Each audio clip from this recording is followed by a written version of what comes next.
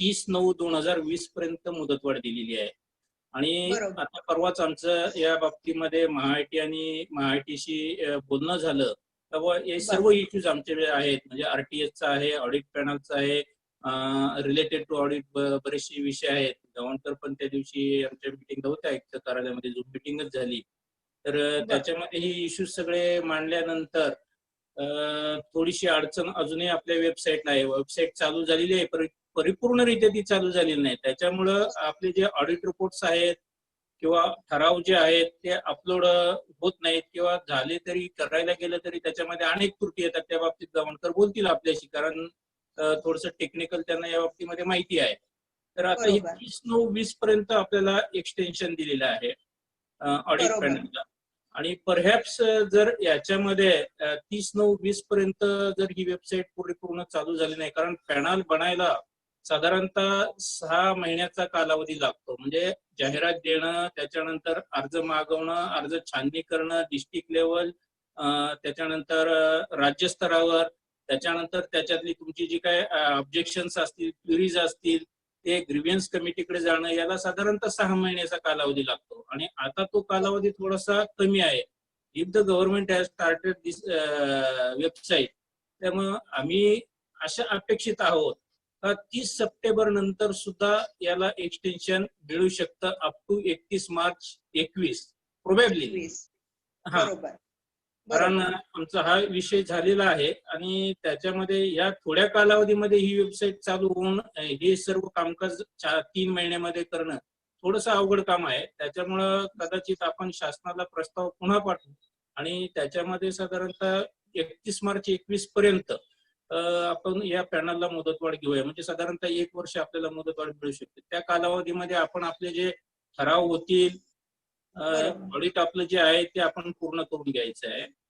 त्याच्यामुळं बरोबर. आपण निश्चिंत राहा का आपल्याला पॅनलची मुदत संपलेली आहे, आपल्याला काही ठराव घेता येणार नाही किंवा काही नाही.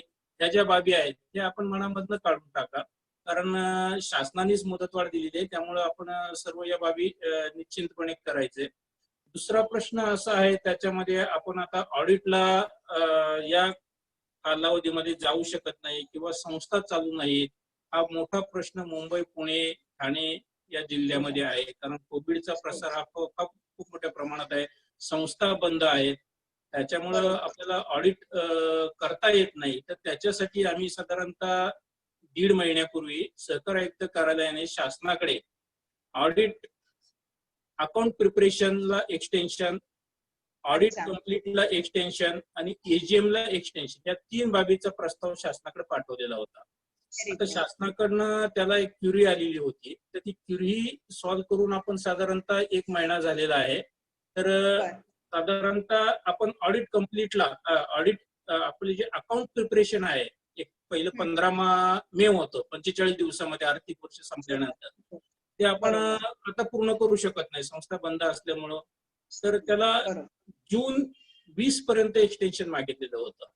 Account preparation finalise, then audit complete. कायद्यामध्ये एक मुदत जी होती 31 जुलै इथून पाठीमागं, तिला एक्सटेन्शन आपण डिसेंबर 20 पर्यंत मागितलेलं आहे. बरोबर. हा, आणि एजीएम ला मुदत होती कायद्यामध्ये 30 सप्टेंबर, तर तिला आपण 31 मार्च 2021 पर्यंत मुदतवाढ मागितलेली आहे. अशा या 3 बाबीसाठी आपण शासनाकडे प्रस्ताव पाठवलेला आहे. आणि याच्यामध्ये कायद्यात बदल करणं अपेक्षित असल्यामुळं थोडंसं या कालावधीमध्ये शासनाच्या म्हणजे मंत्रिमंडळाच्या मीटिंग वगैरे झालेल्या नसतील, परंतु या आठवड्यामध्ये, आता जो चालू आठवडा आहे त्याच्यामध्ये आम्हाला अपेक्षित आहे की या 3ही बदलाला मान्यता शासनाकडनं मिळू शकते.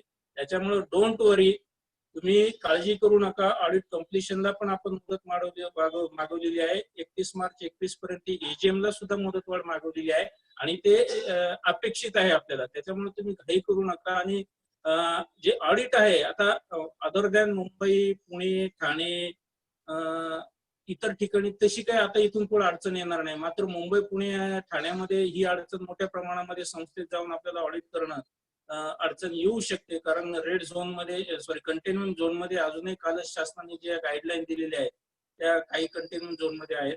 त्याच्यामुळं ही झाली आपली audit due date extension status, AGM due date extension status आणि एम्प्लॉयमेंट स्टेटस बाबत. बरोबर, याच्यामध्ये काय आपल्याला शंका आहे का? नाही, शंका नाही. आता ह्याला फक्त थोडंसं ट्रान्सलेट करून घेते सर. अच्छा, okay.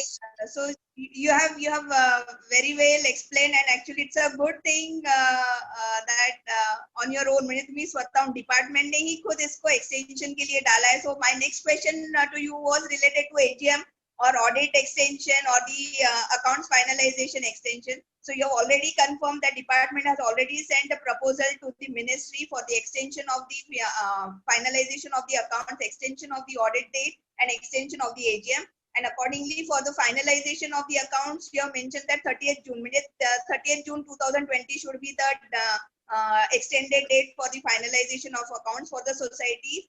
For audit completion, you have mentioned it to be the 30th December. म्हणजे ऑडिट कंप्लीट करायची डेट जी आहे ते शासनाला तो डिपार्टमेंटने, कोऑपरेटिव्ह डिपार्टमेंटने तुम्ही तो प्रस्ताव टाकलाय. So as per that 31st December तुम्ही मागितलेली आहे. आणि एजीएम ची date, because AGM I know it is in the act, कारण कायद्यामध्ये ती तरतूद आहे 30 सप्टेंबर, आणि त्याच्यामुळे कायदा पण चेंज करायला लागणार आहे. आणि ती डेट तुम्ही एजीएम ची पण 31 मार्च 2021 मागितलेली आहे. तर हे म्हणजे खूप छान आहे. तर हे चांगलं अपडेट आहे मेंबर्स ना. So kindly note that the cooperative department has already sent a proposal to the ministry for the extension of the due dates with respect to finalization of the accounts, with respect to audit completion date, and with respect to the AGM date, which was our main concern as an auditor. TN Kavde Saab being the joint registrar, he also confirmed that even for the empanelment, the current panel was valid up to 31st March 2020, and there is already a notification they have received on 22nd April 2020. And as per that, the empanelment, that means the current panel is also extended up to 30th September 2020.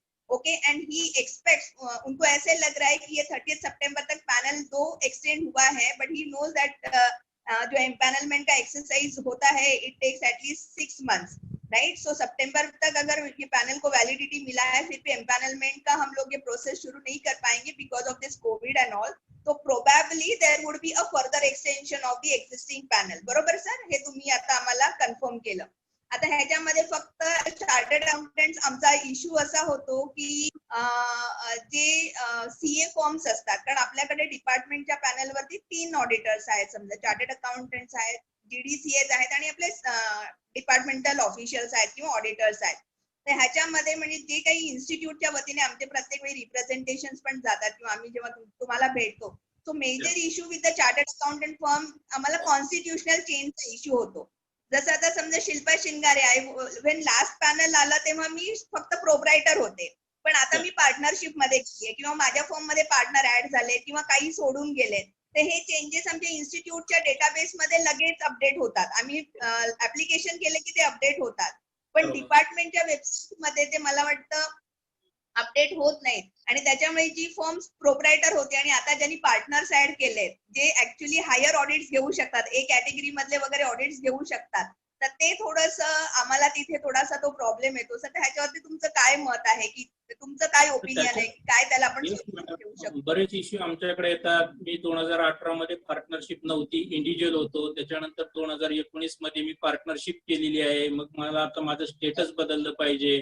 तर हे issues जे आहेत, हे ज्यावेळेस आपली वेबसाईटवरून आपण empanelment करतो, त्याच्यामध्ये आपण इंडिव्हिज्युअल सीए असेल तर तो ए कॅटेगरीत आहे. इंडिव्हिज्युअल सीए बिलो लेस दॅन 5 years एक्सपिरियन्स तो बी कॅटेगरीमध्ये असतो. त्याचा 5 वर्ष एक्सपिरियन्स 2 वर्षाच्या कालावधीमध्ये वाढला तर त्याला वाटतं मला ए कॅटेगरीमध्ये यावं. तर ह्या ज्या बाबी आहेत ह्या त्या वेबसाईटशी रिलेटेड आहेत. हा इश्यू पण आम्ही आता डिस्कस करणार आहोत, कारण तो ऍक्सेस आम्हाला नव्हता. कारण एकदा तुम्ही एनरोलमेंट केलं तर 2 वर्ष तुम्ही त्या कॅटेगरीमध्येच राहायचं. इथून पाठीमाग 18च्या अगोदर 3-3 वर्षाचं एम्पॅनलमेंट होतं, परंतु 2018ला शासनाने हा इश्यू घेऊन आपलं एम्पॅनलमेंट फक्त 2 वर्षासाठी ठेवलं. याचं कारण हे का शासनाच्या पॅनलवर जास्तीत जास्त ऑडिटर्स यावेत, हा एक इश्यू आहे. त्याच्यानंतर नवनवीन लोक त्याच्यामध्ये यावीत, आणि हाही एक इश्यू आहे. जर इंडिव्हिज्युअल चार्टर्ड अकाउंटंटचं फर्म मध्ये रूपांतर झालं, if there is any partnership dissolution if there is amalgamation, if there is addition of partner, या सगळ्या बाबी आहेत आणि त्या 3-3 वर्ष थांबून आहेत म्हणून कदाचित हे 2 वर्षाचं आपण केलेलं आहे. म्हणजे हे खास तुमच्या सोयीसाठी सुद्धा केलेलं आहे का कमीत कमी 2 वर्षाच्या नंतर आपल्याला हे अपडेशन करता येईल. त्यातही आपल्या सूचनेप्रमाणे जर हे असं 1 वर्षाच्या आतमध्ये जर झालं तर आपण महाआयटीला विचारू का याच्यामध्ये काही आम्हाला ऍक्सेस देता येईल किंवा परत मध्यंतरी जर त्या चार्टर्ड अकाउंटंटची फर्म झाली, रजिस्टर फर्म झाली तर त्याचं स्टेटस वाढतं, तर ते स्टेटस अपडेट करता येईल का, त्याला हे करता येईल का, म्हणजे वरच्या कॅटेगरीमध्ये टाकता येईल का, हे आपण विचार करूया.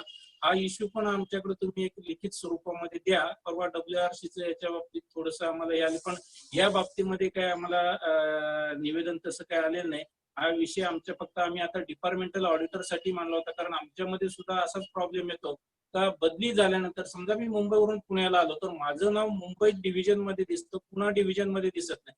मला एखादी संस्था जर मुंबईमध्ये ऑडिट करायची असेल तर मला पुण्यातनं ऑर्डर जनरेट होत नाही, की मुंबईमधनं ऑर्डर जनरेट करावी लागते. तोही एक इश्यू आम्ही आता त्या महाआयटी समोर मांडणार आहे का आम्हाला हा ऍक्सेस द्या. ज्यावेळेस ट्रान्सफर होतात त्याच्यानंतर आमच्याकडे रिटायरमेंट असते, रिटायरमेंट नंतर समजा मी आता 20 ला रजिस्ट्रेशन केलं, त्याच्यानंतर मी 21 ला रिटायर झालो, माझी पॅनलची मुदत 22 पर्यंत आहे, तर मी ऑटोमॅटिक डी पॅनल होत नाही. तर त्याच्या बाबतीत सुद्धा आम्ही हा इश्यू घेतलेला आहे. म्हणजे बरेच असे इश्यू आहेत तर ते आम्ही त्या याच्यामध्ये वेबसाईटमध्ये ऍक्सेस करून घेणार आहोत. एक तर त्याचा ऍक्सेस आम्हाला द्यावा की त्याचा ऍक्सेस त्या वेबसाईटनी त्यांच्याकडे ठेवावा, हे आमच्या विचारार्थ आहे.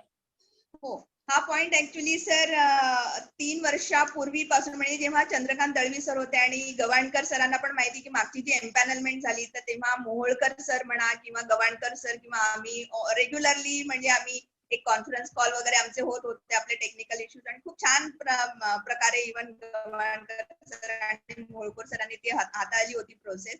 तर हे जे इश्यूज आहेत म्हणजे आमच्या सीएनचे स्पेशली कॉन्स्टिट्युशनल चेंजेसचे जे इश्यूज हे ऑलरेडी रिप्रेझेंटेड आहेत, ऑलरेडी आमचे रिप्रेझेंटेशन डिपार्टमेंटकडे आहेत. हवं तर मी परत एक I will submit a fresh representation being vice chairman of the cooperative committee of WRC, then I'll again represent that issue. But along with the departmental auditors, if you consider this also, that would be very very great. कारण professional opportunity थोडंसं त्याच्यामुळे loss होतो, right. आता आपण थोडंसं गवाणकर सरांकडे येऊया. Gavankar sir नमस्कार. Gavankar sir.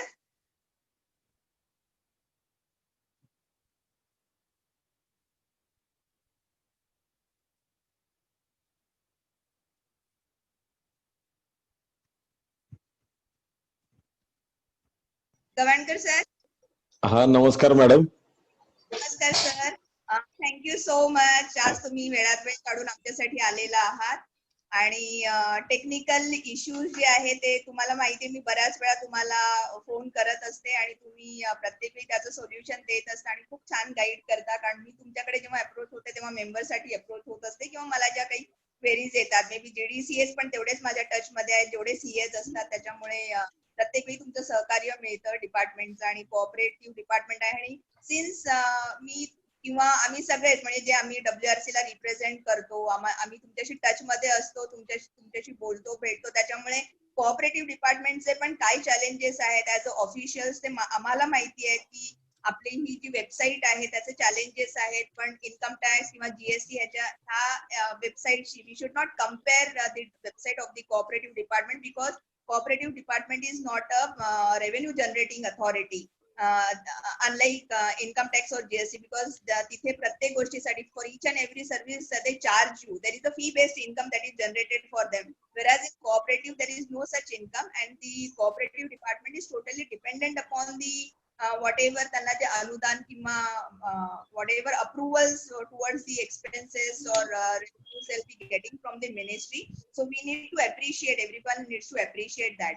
तर सर प्रश्न तुम्हाला असा आहे की वेबसाईटचे आपले इश्यू आहेत बऱ्यापैकी, म्हणजे मला वाटतं साधारणतः ऑक्टोबर पासून आपल्याला इश्यू आहेत, ऑक्टोबर 2019.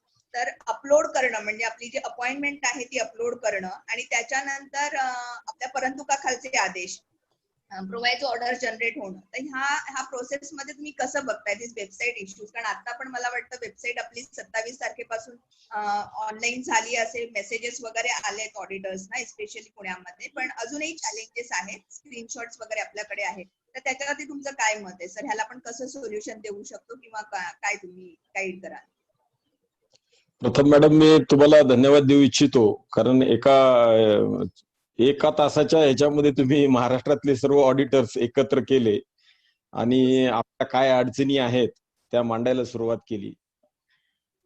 कवडे सरांनी आपल्याला आता खूप उत्कृष्ट सांगितलं की म्हणजे मार्गदर्शन पण इतकं चांगलं सांगितलं की बऱ्याच जणांच्या ज्यात शंका होत्या त्या अर्ध्या शंका तर इथेच संपल्या की याबाबत एक्सटेन्शन मिळणार आहे का, एजीएम ला काही एक्सटेन्शन मिळणार आहे का. मॅडम, तसा विचार जर केला तर मुंबई आणि पुणे, महाराष्ट्रातल्या 40% संस्था मुंबई आणि पुण्यामध्ये जवळपास आहेत. 30,000 संस्था म्हणजे 29,000 संस्था मुंबईमध्ये आहेत आणि 24,000 संस्था राऊंडली सांगतो मी पुण्यामध्ये आहेत. बरोबर. आणि या दोन्ही ठिकाणी कोविडचं थैमान चालू आहे. रेड झोन मध्ये ह्या दोन्ही ठिकाणं आहेत. त्यामुळे वेबसाईट लवकरात लवकर कशी चालू होईल आणि घरून आमच्या ऑडिटर बंधूंना कसं काम करता येईल यावर माझा थोडासा जोर होता. आणि कवडे साहेबांनी ते लावून धरले की बाबा हे खरोखर वेळेवर चालू व्हायला पाहिजे. तर 2 दिवसापूर्वीच माननीय आयुक्त सरांबरोबर आणि महाऑनलाईनची मीटिंग झाली. आपली वेबसाईट साधारण 8-10 दिवसामध्ये चालू झालेली होती. त्याचा मुख्य इश्यू एवढाच होता की वेबसाईटला स्पेस राहिली नाही आपल्या. मेमो अपलोड करणे, ठराव किंवा परंतुकाचे आपण जे ठरावाचे जे आपण स्वीकृती देतो, ठराव आणि स्वीकृती दिलेलं पत्र दोन्ही अपलोड न होणे अशा बाबी थोड्या होऊ लागल्या होत्या. परंतु आदेश जनरेट होत होता, म्हणजे अजूनही आदेश जनरेट होतो. जर ठरावाचा आदेश जनरेट करायचा असेल तर आदेश जनरेट होतो. पुणे जिल्ह्याच्या पॅनलचा आम्ही व्हॉट्सअपवर ग्रुप तयार केलेला आहे. साधारण 1230 ऑडिटरना मी मेसेज टाकला की आपण तात्काळ परंतुकाचे आदेश ठरावाचे आदेश जनरेट करावे, त्यानंतर परंतुकाचे आदेश जनरेट करण्यात येतील. त्याला खूप चांगला रिस्पॉन्स मिळाला. पण त्यात काही अडचणी दिसून आल्या. बऱ्याच जणांचे मेसेज पुन्हा मला मिळाले, सर मला संस्थाच दिसत नाही. तर त्यामध्ये मुख्यत्वे तांत्रिक बाब अशी होती की त्यांनी संबंधित संस्थेला रिक्वेस्ट टाकलेली आहे, आम्हाला संबंधित संस्थेचं लेखापरीक्षण मिळावं. या आदेश लेखापरीक्षणाचे 2 पद्धतीने जनरेट होतात. एक बायपास होतं. बायपास म्हणजे लेखापरीक्षकाच्याच लॉग इन मधून लेखापरीक्षणाचा आदेश जनरेट होतो. आणि दुसरा, संस्थेच्या लॉग इन मधून स्वीकृती मिळाल्यानंतर लेखापरीक्षणाला आदेश जनरेट होतो. तर बऱ्याचदा अडचण अशी झाली, त्यांनी संस्था दिसल्याबरोबर त्याला कन्सेंट पाठवली. कन्सेंट पाठवल्यानंतर मग आता त्यांना अडचण आली की संस्थेचा लॉग इन आयडी संस्थेजवळ नाहीये, पासवर्ड नाही, मग स्वीकृती कशी मिळणार. मग अशा वेळेस त्यांना अडचणी यायला सुरुवात झाली. तर परवाच्या मीटिंग मध्ये असा विषय झाला की जे बायपास आम्ही ऑडिटरकडे दिलेला आहे ते संस्थेच्याच लॉग इन मध्ये टाकून देऊयात काय, याबद्दलही मला काही जणांचं मत ऐकायचं आहे. आता आपण ऑडिटरच्या ह्याच्यात बायपास दिले म्हणजे ऑडिटरकडे जर ठरावाची कॉपी असेल आणि जर त्याची कन्सेंट असेल, दोन्ही अपलोड केल्याबरोबर आदेश जनरेट होतो. आणि एकदा आदेश जनरेट झाला की पुन्हा त्या संस्थेचा आदेश जनरेट होत नाही, म्हणजे त्याचा ठरावही होऊ शकत नाही आणि परंतुकाचाही आदेश निघत नाही. काही ठिकाणी असं झालेलं आहे, एक संस्था 2-2, 3-3 वेळेस रजिस्टर झालेली आहे चुकीमुळे. अशा ठिकाणी होऊ शकतं. त्यावेळेस प्रत्यक्षात काय आहे, एजीएमने ठराव काय घेतलाय ते पाहून आपण निर्णय घेतो. तर ज्यांना अडचण अशी आलेली आहे की ज्यांनी कन्सेंट पाठवली आहे आणि कन्सेंटची स्वीकृती संस्थेला देता येत नाहीये, त्यावेळेस मात्र त्यांचे आदेश जनरेट व्हायचं राहून गेलेलं आहे. त्यावर काही मार्ग काढता येत आहे का आम्ही पाहत आहोत.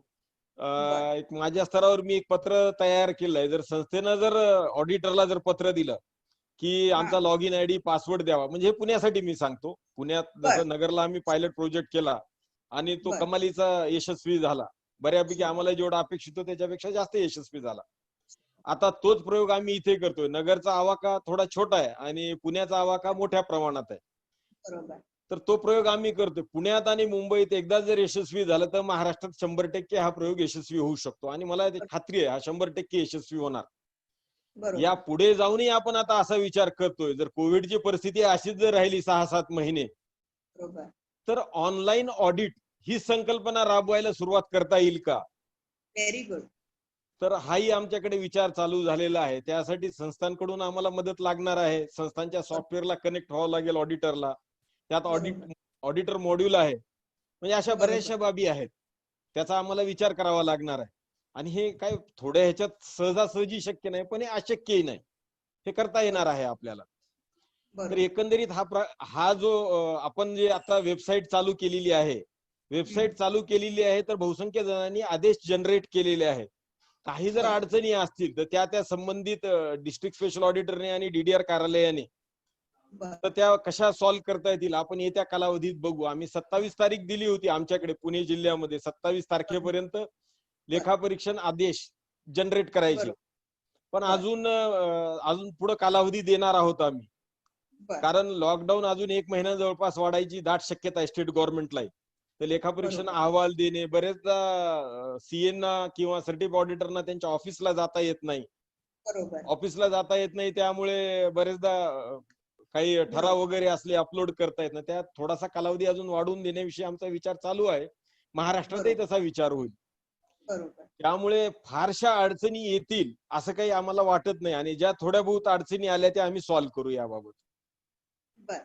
आणि सर ह्याच्यामध्ये फिजिकल कॉपी समजा ऑनलाईन आपल्याला issues, if you are facing issues online की अपलोड होत नाही और audit order is not getting generated, तर हार्ड कॉपीज DDR ऑफिसला किंवा ह्याला देऊन किंवा संस्थेचं पत्र आपण घेतलं की बाबा हे ऑडिटर आम्ही एजीएम मध्ये अपॉइंट केले होते, म्हणजे रेझोल्युशनची कॉपी आणि ते ऑडिटरचा कन्सेंट, बिकॉज आपलं एक 17 डिसेंबर 2016चं सर्क्युलर आहे सर, परंतुका खालच्या आदेशसाठी, म्हणजे तेव्हा आपले चंद्रकांत दळवी सर होते आणि तुम्हाला माहिती आहे.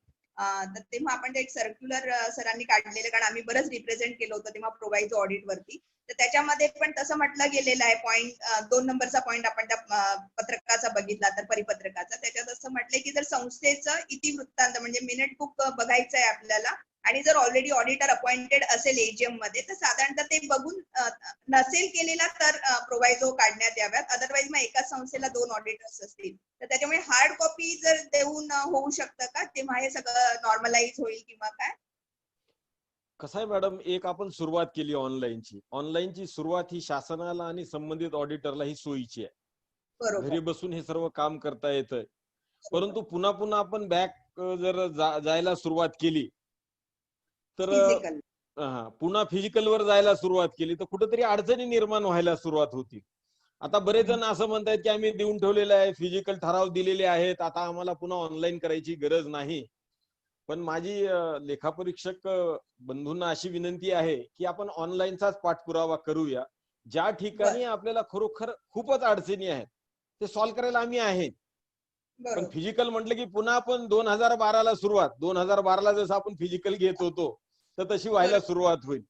बरोबर. ह्याच्यात मुख्य जो मागे एक अडचण आली होती, मागच्या मीटिंग मध्ये मी एकदा विषय बोललो होतो की फंडची बरेचदा शासनाला अडचण येते, आणि लेखापरीक्षकांनी त्यांच्या बऱ्याचदा पत्रातून असं शासनाला कळवलं की आम्ही 1000 रुपये 1500 रुपये 2 वर्षाचं शुल्क द्यायला तयार आहे, आपला फंड तयार करून ही वेबसाईट कशी व्यवस्थित राहील त्याकडे आपण हे करूया.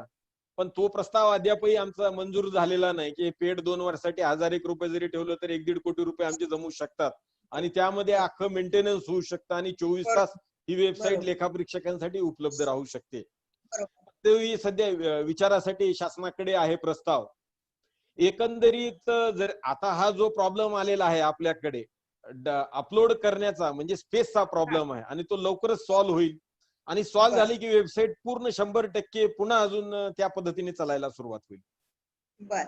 नाही, हे छान सांगितलं तुम्ही सर ऑनलाईनचं, आणि तुम्ही, मला माहितीये कारण मी आपण आता 3-4 वर्षापासून तरी टच मध्ये आहोत कायम, बिकॉज ऑफ दिस एम्पॅनलमेंट, आणि तुम्ही चंद्रकांत दळवी सरांचे पण खूप फेवरेट आहेत मला माहितीये, बिकॉज ऑफ दिस टेक्निकल हे तुमच्याकडे जे आहे आणि इनिशिएटिव्ह. कारण आता तुम्ही ऑनलाईन ऑफसाईट ऑडिट बद्दल पण बोलला, जे नॉर्मली ऍज ऑफ डेट आम्ही चार्टर्ड अकाउंटंट्स हे आम्ही बँक ऑडिट्स मध्ये, म्हणजे नॅशनलाइज बँकांचं स्टॅच्युटरी ऑडिट किंवा कोऑपरेटिव्ह बँकेचं स्टॅच्युटरी ऑडिट करताना आम्ही हे ऑफसाईट ऑडिट आता वापरलेले आहे, की घरी म्हणजे आपल्या ऑफिसमध्ये बसून आम्ही ऑडिट्स केलेले आहेत, MIS रिपोर्ट वगैरे जे आहे त्या सॉफ्टवेअर मध्ये. तर हा जो कन्सेप्ट आता किंवा हे जे इनिशिएटिव्ह घेऊन तुम्ही येत आहे की घरी बसून किंवा ऑफिसमध्ये बसून संस्थेचं ऑडिट जेवढं शक्य होईल तेवढं, म्हणजे जिथे फिजिकल आपल्याला चेक करायला लागेल ते करायला लागेल, पण हे जे इनिशिएटिव्ह आहे तो अगदी छान इनिशिएटिव्ह आहे आणि त्याच्यामध्ये तुम्हाला जे काही सहकार्य लागेल ते ऍज अ इन्स्टिट्यूट ऑल्सो किंवा आज सगळे आम्ही ऑडिटर्स तुम्हाला सजेशन किंवा जे काही आहे ते नक्की करू. आणि दुसरा तुमचा जो मुद्दा होता की फी बेस, जसं मी म्हटलं, कारण महाराष्ट्र कोऑपरेटिव्ह सोसायटीचा आपला जो ऍक्ट अमेंड झाला हाऊसिंग चॅप्टर, मला वाटतं Amit Israni sir, chartered accountant Amit Israni sir पण आहेत या मीटिंगला. तर ते, मी आणि प्रभू साहेब आम्ही त्या मीटिंग मध्ये आम्ही we were part of that committee also, housing chapter committee. तर तिथे पण मी जेव्हा मंत्रालयामध्ये म्हणजे सुभाष देशमुखांच्या बंगल्यावरती जेव्हा ही मीटिंग झालेली आणि MLAs ला जेव्हा मी प्रेझेंट केला होता ऍक्ट, तेव्हा हे माझं एक म्हणणं होतं, मी एक पॉइंट रेज केलेला त्यांना की फी बेस्ड इन्कम तुम्ही घ्यायला सुरुवात करा. बिकॉज ऍक्ट मध्ये बऱ्याच तरतुदी आहेत. ऑनलाईन कंप्लायन्स नाही केलं तर 5,000ची पेनल्टी आहे, हे केलं नाही तर ही पेनल्टी आहे. तर तुम्ही फी बेस्ड इन्कम घेणं सुरू करा, म्हणजे थोडासा रेव्हेन्यू जनरेट होईल आणि ही वेबसाईट मेंटेन करायला किंवा ऑडिटर्स कडून शुल्क घेणं, जसं तुम्ही म्हणालात एक मेंबरशिप फी वगैरे घेणं, तर हे जे आहे मला वाटतं हे थोडंसं करून ऍटलिस्ट आपण वेबसाईट रिलेटेड जे आहे ते करायला पाहिजे, सो दॅट स्मूथ एक्सपिरियन्स तो राहिला. आणि काही असलं म्हणजे there are challenges, there are issues with this website, पण मी माझ्या सेमिनार्स मधून पण प्रत्येक वेळी सांगते की आपल्याला म्हणजे ऍज अ महाराष्ट्रीयन एक महाराष्ट्र गव्हर्नमेंटचीच वेबसाईट आहे जे आपण online compliances at least we have thought of it, कारण मी स्वतः लेक्चर्स दिलेले आहेत कमीत कमी 8-9 स्टेट्स मध्ये on this cooperative. So none of the government websites for the other states they are online for the compliances. So at least in Maharashtra आपण हे ऑडिट म्हणा, कंप्लायन्सेस म्हणा, ऑनलाईन अपलोड म्हणा, तर कॉर्पोरेट किंवा कंपनी सारखं जे आहे आपण करतो. त्याच्यामुळे तुमच्या सगळ्यांना हॅट्स ऑफ की एवढ्या चॅलेंजेस मधून पण तुम्ही काहीतरी नवीन करून ऑडिटर्सना ते जास्तीत जास्त कसं सुखकर करता येईल हा तुमचा प्रयत्न असतो. तर त्याच्यामुळे थँक्यू सो मच. आता मी कवडे सरांकडे येते. कवडे सर, कवडे सर तुम्ही आहेत ऑनलाईन? एक मिनिट. शिल्पा मॅडम त्यांना अनम्यूट करा.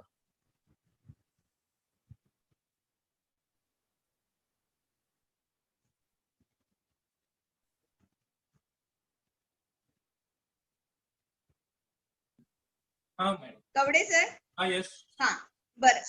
आता छान गायडन्स दिलाय आपल्याला पवाणकर सरांनी. सर तुम्हाला आता नेक्स्ट प्रश्न माझा असा आहे की ऑडिट मॅन्युअल, कारण मला हे काही प्रश्न रजिस्ट्रेशन जेव्हा केलं ह्या इव्हेंटचं तर त्याच्यामध्ये आपण एक हे दिलं होतं की कोणाला काही प्रश्न असतील तर प्रश्न पण विचारू शकता, म्हणजे मी मग ते जे पॅनलिस्ट आहेत किंवा डिपार्टमेंट ऑफिशियल आहे त्यांच्या समोर ठेवेल. तर प्रश्न असा आलाय की ऑडिट मॅन्युअल आपण सर पब्लिश केलेलं आहे, 79A डायरेक्शन खाली आपण इश्यू करतो. तर आता ह्याच्यामध्ये ह्याच्या ज्या ऑडिट मॅन्युअलच्या ज्या कॉपीज आहेत आणि ऑडिट मॅन्युअल फॉलो करणं हे कंपल्सरी आहे. जेव्हा ते 79A डायरेक्शन आपण म्हणतो याचा अर्थ ते ऑडिटर्सना त्याच्याप्रमाणे ऑडिट करणं हे मॅन्डेटरी आहे. पण ह्या ऑडिट मॅन्युअलच्या कॉपीज सर अवेलेबल नाही आहेत किंवा लोकांपर्यंत किंवा ऑडिटर्स पर्यंत त्या पोहोचल्या नाहीयेत. आणि मला एवढंही आठवते की मोहोळकर सरांनी सांगितलेले की साधारणतः आपण 1000 कॉपी सध्या प्रिंट करून घेतलेल्या आहेत आणि आपल्याकडे सॉफ्ट कॉपी पण वेबसाईट वरती वगैरे त्याची अवेलेबल नाहीये. तर ऑडिटर्सना ऑडिट मॅन्युअल हवं असेल तर ते कसं त्यांना घेता येईल सर?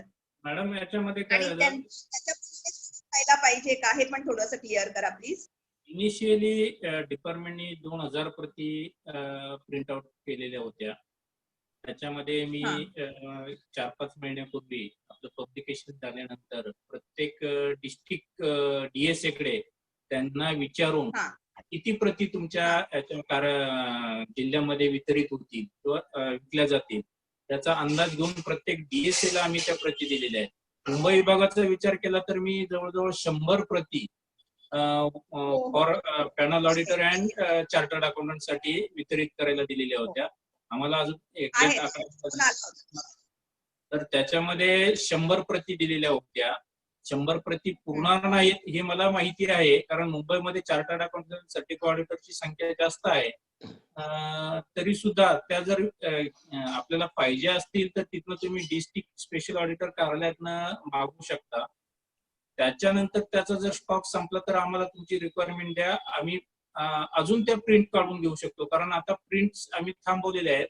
कोल्हापूरला आमचं प्रिंटिंग झालेलं होतं. जर आपल्याला आवश्यकता असेल तर तुमच्या एक आम्हाला लेटर द्या का आम्हाला एक 200, 300, 400 प्रती पाहिजेत, तर आम्ही अजूनही त्या प्रिंट काढून आपल्याला पुरवू शकतो.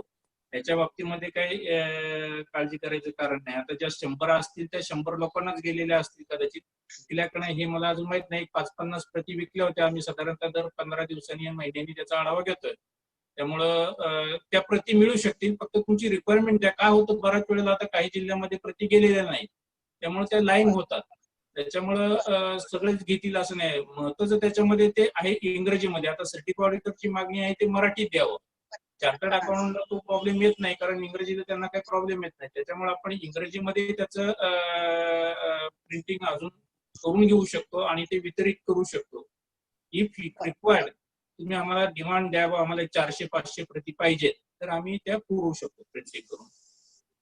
मॅडम सर, आपल्याला पुण्यामध्ये अजून- जर पाहिजे असतील कॉपीज तर हा. माझ्या कार्यालयात 10 ते 15 कॉपी शिल्लक आहेत. त्या आल्याबरोबर विक्री झाल्या सगळ्याच. तर 10 ते 15 कॉपी जर पाहिजे असतील तर माझ्या कार्यालयात शिल्लक आहे. जर कुणी जर पुण्याचे असले तर ते कलेक्ट करू शकतात माझ्या कार्यालयातून. सोमवारी मंगळवारी केव्हाही घेऊ शकतात. बर. आणि इवन मुंबई DSE ऑफिसला कॉपीज अवेलेबल आहेत, कारण मला पर्सनली कॉल आला होता. त्याच्यामुळे त्यांच्याकडे पण 91 कॉपीज जसं सर म्हणतात मुंबईला त्यांनी पाठवल्या होत्या, तर त्यांच्याकडे पण कॉपीज अवेलेबल आहे. So those auditors from Mumbai, those who want to take the audit manual, they can take it from the Mumbai DSE office. Sir, Kawade sir, ह्याच्यामध्ये किंवा गवाणकर सर, ह्याच्यामध्ये आपण एक ह्याचं सॉफ्ट कॉपी हे करू शकतो का? किंवा आपण म्हणजे फॉर प्राइस ऑफकोर्स त्याला काहीतरी हे करून, जसं आता Amazon किंवा ह्या वेबसाईट्स आहेत त्याच्यावरती पण ई बुक्स किंवा ई बुक्सच्या पण काही साईट्स आहेत. तर आता इन्स्टिट्यूटचे पण आमचे काही पब्लिकेशन्स असतात ते आम्ही ऑनलाईन त्या वेबसाईट वरती पण टाकतो आणि तिथून लोक ते परचेस करतात. तर कारण प्रिंटिंग करणं किंवा आपण गो ग्रीन म्हणतो की आता ते म्हणजे फिजिकल कॉपीज एवढ्या ते जाड कॅरी करणं, ते वाचणं, आणि आपल्याला समजा फक्त एखादा पर्टिक्युलर चॅप्टर आपल्याला वाचायचा असतो तर ते ई बुक असेल किंवा ऑनलाईन असेल तर ते आपल्याला इझी पडतं. तर तसं काही आपण थोडंसं त्याच्यावरती विचार करू शकतो का? जरूर आम्ही आयुक्त साहेबांशी याच्यामध्ये डिस्कशन करून ई बुक स्वरूपात जर आपल्याला उपलब्ध करून देता आलं तर तोही प्रयत्न आम्ही करूया. आणि मग त्याच्यामध्ये जे चार्जेस असतील तसंच आपण घेऊया, म्हणजे उलट प्रिंटिंगचा किंवा ह्याचा त्रास न होता आणि जास्तीत जास्त ते कॉपीज आपल्याला म्हणजे एकदा आपण अपलोड करून दिलं की ते त्याचा फक्त सेल होत राहील आणि रेव्हेन्यू जनरेट होत राहील. फॉर हा, ठीक आहे. आणि आणखीन एक प्रश्न आता सर तुम्हाला एक घेते की ई मीटिंग म्हणजे आपलं कोऑपरेटिव्ह डिपार्टमेंटचं एक सर्क्युलर आपण आता इश्यू केलेलं आहे की मॅनेजिंग कमिटीच्या मीटिंग ज्या आहेत ह्या ई मीटिंग होऊ शकतात.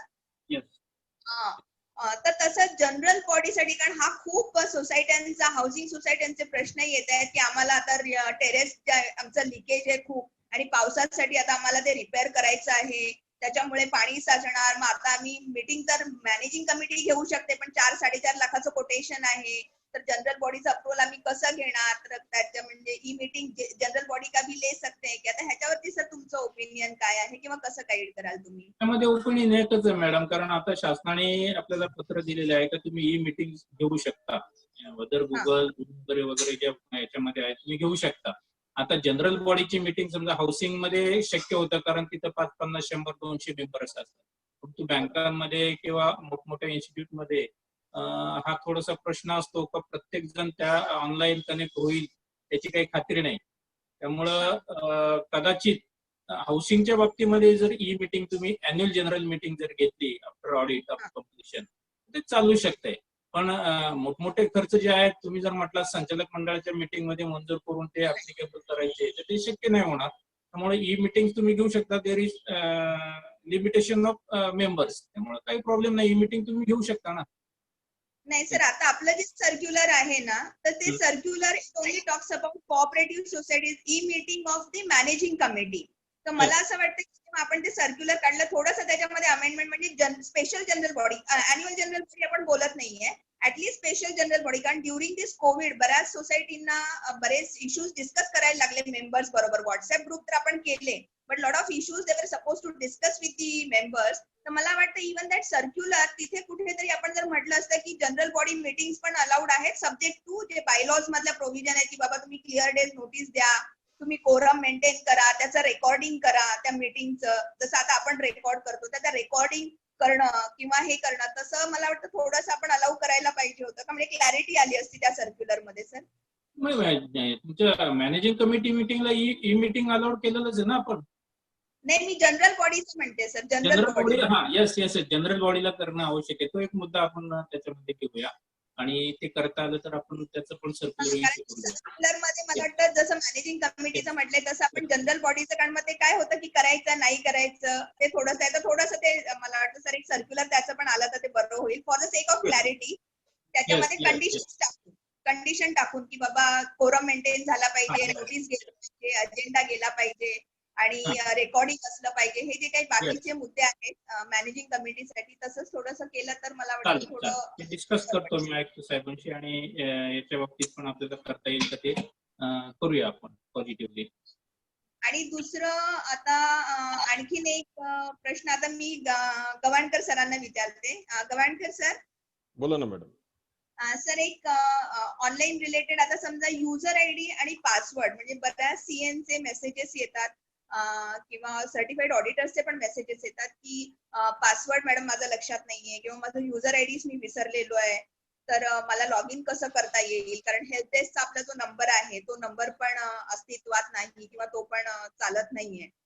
तर ह्या केसेस मध्ये सध्या आपण कसं हँडल करू शकतो किंवा त्यांना कसं आपण हे करू शकतो, सोल्युशन देऊ शकतो? यामध्ये मॅडम ही पहिली सुविधा कशी होती, ज्यावेळेस आपल्याला लॉग इन आयडी माहिती होता तर जनरेट पासवर्ड हे आपल्याकडे एक टॅब होता आणि त्याच्या मोबाईलवर SMS जायचा. बरोबर. आम्ही ते लवकरच ऍक्टिव्ह करतोय, कारण आता ह्या कोविडच्या परिस्थितीमुळे जर ऑनलाईन ह्याचा आता वेबसाईटचा वापर चालू केला आणि जर तुम्ही बघितलं वेबसाईटला भेटणाऱ्यांची संख्या तर फार मोठ्या प्रमाणात वाढली आणि त्या वेबसाईटवर खरोखर ताण यायला सुरुवात झाली. या सगळ्या बाबी आता विचार करता एक एक मॉड्यूल पुन्हा आपल्याला चालू करावं लागणार आहे. ज्यावेळेस आता बरेचदा काय होतं, लोकांना लॉग इन आयडी सुद्धा माहिती राहत नाही. आता आपल्या बँकेचं एखाद्या वेळेस लॉग इन आयडी पासवर्ड दोन्ही असतात, तर बँकेचा ज्यावेळेस आपल्याला पासवर्ड विसरलेला असतो तो लॉग इन वरून आपण जनरेट करू शकतो, पण ज्यावेळेस लॉग इन आयडी नाही, पासवर्डही नाही, तर आपल्याला बँकेत जाऊन भेट द्यावी लागते. त्याचप्रमाणे संबंधित DSA ऑफिसला आपल्याला भेट द्यावी लागेल, जेणेकरून आपल्याला लॉग इन आयडी आणि पासवर्ड मिळू शकेल. पुणे जिल्ह्याच्या बाबतीत आम्ही 1 ते 6 वार्डचे आम्ही कर्मचारी तयार केलेत. एक पत्र तयार केले मी आपल्या ऑडिटरच्या बाबतीतच नाही, पण सोसायटीच्या बाबतीत अशी अडचण आहे की ज्यांच्याजवळ लॉग इन आयडी पासवर्ड नाहीयेत, तर त्यांनी जर अधिकार पत्र आणलं आणि स्वतः जे अधिकार पत्रावर जर संबंधित जो कोणी घ्यायला येतोय त्याचं ओळखपत्र जर छायांकित प्रत जोडली तर आम्ही त्याला उपलब्ध करून देऊ. अच्छा. आणि पण एकदा आता आपल्या सांगा बोला सर, बोला. आणि एकदा हे व्यवस्थित सुरू झालं आणि लॉग इन आयडी पासवर्ड मिळालं तर खरोखर पण अडचण यायचं कारण नाही त्याच्यामध्ये. बरं, पण मग आता ड्युरिंग, आता समजा हे कोविड किंवा आपण ह्या ड्युरिंग लॉकडाऊन प्रोसेस मध्ये जर समजा आपल्याला अप्रोच करायचं झालं तर थ्रू ईमेल वगैरे आपण अप्रोच करू शकतो का DSA ऑफिसला? ईमेल वगैरे टाकून ते घेऊ शकतात का? त्याच्यात अडचण कशी आहे मॅडम, ते आलेला ईमेल हा अधिकृत आहे का हे समजणं थोडंसं अवघड आहे. आता आपल्या इथे ऑनलाईन मी पाहतोय संजय पंडित साहेब इथं आहेत मीटिंगला. आता समजा त्यांनी त्यांच्या नावानं मेल पाठवला की माझ्याजवळ लॉग इन आयडी आणि पासवर्ड नाहीये, मला द्यावा. आम्ही जर त्यांना त्यांच्याऐवजी दुसरा कोणाला जर दिला तर अडचण येऊ शकते, म्हणून ओळखपत्र असल्याशिवाय आम्ही ते देत नाही. बँकेत जसं आपल्याला आपली ओळख असल्याशिवाय मिळत नाही, हा पासवर्डच्या बाबतीत आम्ही विचार नक्कीच करू. पासवर्डच्या बाबतीत आम्ही त्यांच्या मोबाईलवर त्यांचा पासवर्ड जाईल याची सोय करायचा प्रयत्न करतोय की त्यांनी फॉरगेट पासवर्ड जर केलं तर त्यांच्या मोबाईलवर पासवर्ड जाईल, अशा पद्धतीने आम्ही सोय करतोय सध्या. Okay. So here there is an update from Gavankar sir that those who don't have the user ID, I mean if the password is not there, he says that they can send it through the message like but you should have the at least login ID or user ID, and if you are not having user ID also, so that is actually that itself is not correct, because what he says is correct कि bank का account number, login ID, password हम लोग ठीक से लिख के रखते हैं, और अगर वो भी हमारे पास नहीं है तो आपको बैंक में जाके वहां ब्रांच में जाके विजिट करना होता है बैंक ऑफिशियल के सामने, because if you send the email भी वो ऑथेंटिक है नहीं है तो हम लोग भी वापस इशू कर सकते हैं कि आपने ये कैसे दिया, दिस वाज not my email ID. So from departments and they are right that there is no authenticity, they can't verify the authenticity also. So what they propose is कि those members, those auditors who don't have the user IDs as well as the password, they can visit their DSA office with the authority letter and personal visit would be I mean, they appreciate that there should be personal visit, and on the application or on the request, your user ID and password would be made available to them. So I would request all the panel auditors किंवा certified auditors नी किंवा CS नी याची नोंद घ्या की DSA ऑफिसला तुम्ही गेलात application आणि तुमचं आयडेंटिटी सगळं घेऊन, तर तुम्हाला user ID पण available करून देता येईल. And department is very much trying to set right all the technical issues also.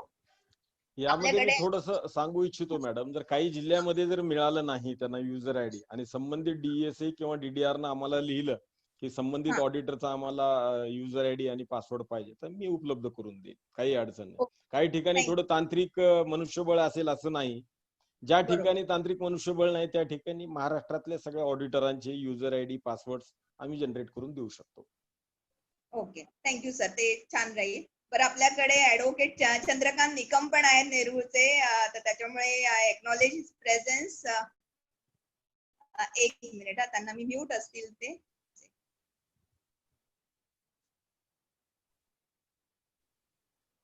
Nikam Saheb, thank you, तुमचं पण स्वागत आहे या प्रोग्रामला, जॉईन केल्याबद्दल थँक्स. बर, आता माझा प्रश्न आपल्या कवडे सरांना आहे. कवडे सर आहेत का तुम्ही? तुम्ही परत अनम्यूट झालाय. अनम्यूट करा मॅडम.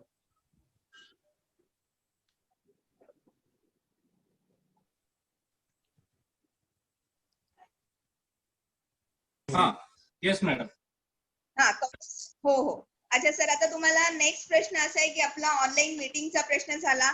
आता सर हे PM रिलीफ फंड किंवा CM रिलीफ फंड, तर आपल्या डिपार्टमेंटचं व्हॉट्सअप वरती बरेच मेसेजेस येतात, कारण आता ह्या कोरोनाच्या स्थितीमध्ये बरेच मेसेजेस हे म्हणजे व्हॉट्सअप तुम्हाला शिकवताय किंवा सर्क्युलेट होत आहेत, व्हायरल होत आहेत सगळ्या अथॉरिटीज मेसेजेस. तर त्याच्यामध्ये एक महत्वाचा मुद्दा हा आहे की PM रिलीफ फंड आणि CM फंडाला तुम्ही संस्थेने मदत करा किंवा द्या.